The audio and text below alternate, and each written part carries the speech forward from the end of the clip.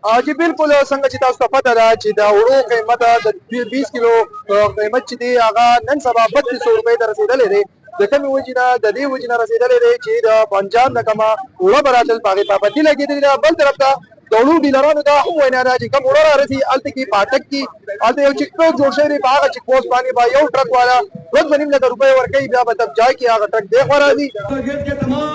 इन गरीब दुकानदारों का मैं शुक्रिया अदा करना चाहता हूँ। जनाब फर्स्ट में कहते हैं वो परतुक सुली रावड़ो शहर सुला दे गंडम चढ़ा राजिना वजीर आला साहब तन कराची दौरे कवा तदला और दौरे कवा औदा ये खैबर पख्तूनख्वा के अवाम ये यहाँ पर फाकू से तड़प रहे हैं।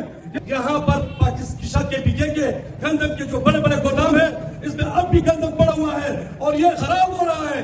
तब भी प्रेस कॉन्फ्रेंस फ्लोर में ने की थी। मैं सलाम पेश करना चाहता हूँ उसके जनरल सेक्रेटरी को कि उसने कहा था कि अभी भी वक्त है, यहाँ पर जितनी गंदम यहाँ पर पड़ी हुई है वो खराब हो रही है।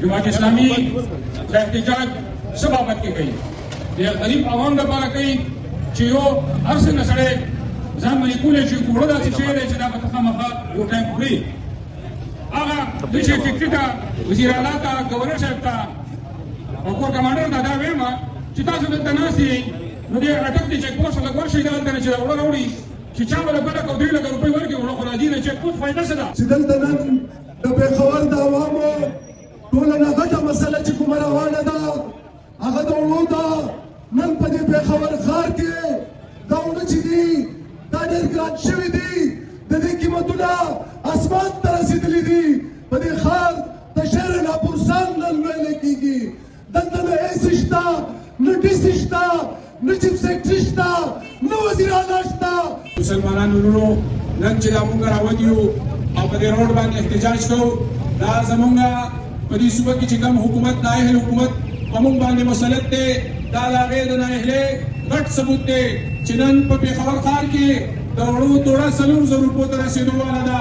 عزتمندو دا هغه نااهل حکومت دی، دا هغه بیکاره وزیر اعلی سهیل افریدي دی چې د هغه په خپل حکومت باندې عملداري نشته.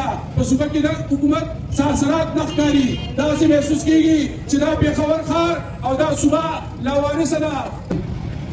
زه د جماعت اسلامي ډېر مخالف ومند او د ټول طارق متین صاحب ټولو شکریه ادا کوم چې د قرآن مخنیوی کوي لګی دی.